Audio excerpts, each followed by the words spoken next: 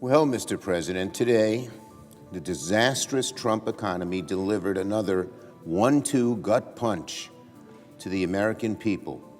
Growth is down, costs are up. The American people don't need government reports and economists to tell them how sluggish Trump's economy is or how high costs are.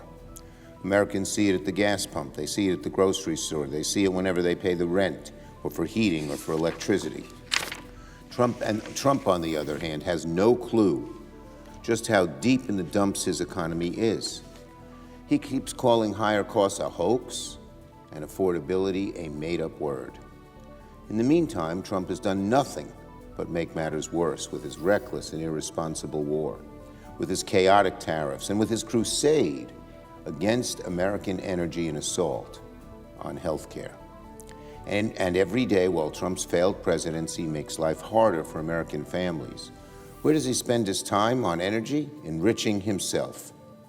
Democrats aren't going to let this 1-2 economic punch turn into a knockout blow.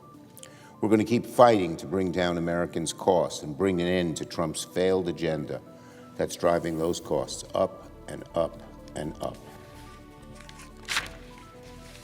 Now today on anti-corruption and the Anti-Corruption Bureau Creation Act.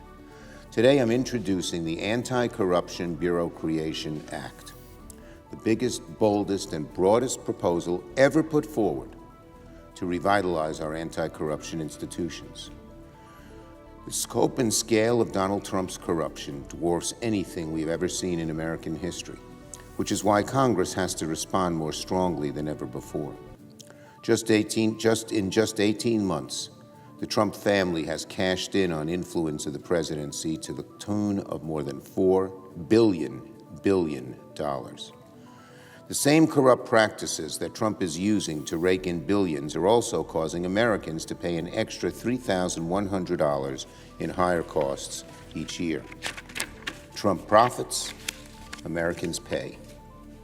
Our grifter-in-chief has tried every scam in the book and invented new ones we never imagined.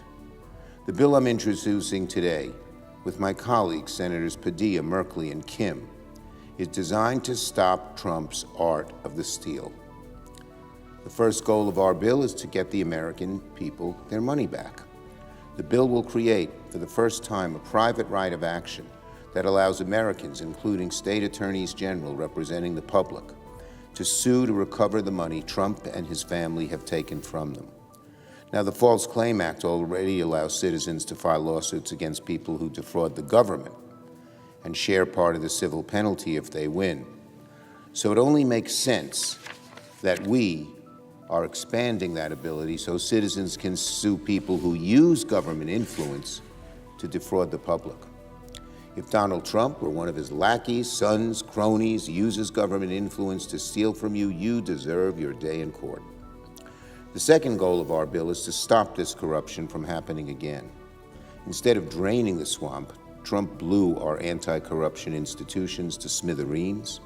He installed MAGA loyalists at the Office of Government Ethics and the Office of the U.S. Special Counsel, watchdogs whose whole mission is to stop the same type of corruption Trump is now committing.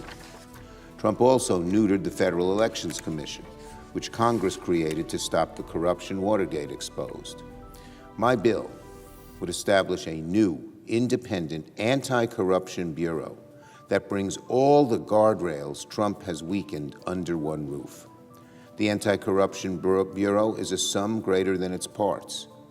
The Bureau would have subpoena power to give it real investigative strength, meaningful enforcement authority, and the ability to disgorge ill-gotten gains. We want to create a one-stop shop to catch the corruption and make them pay up, an agency with real teeth and real independence.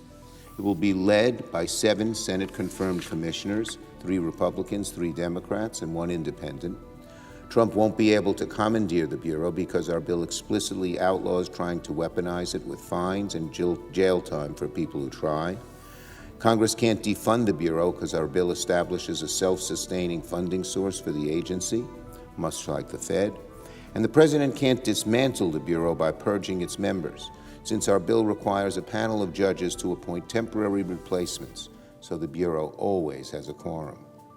The bill's just common sense, a basic, straightforward way to make sure all facets of government serve the people and no one else.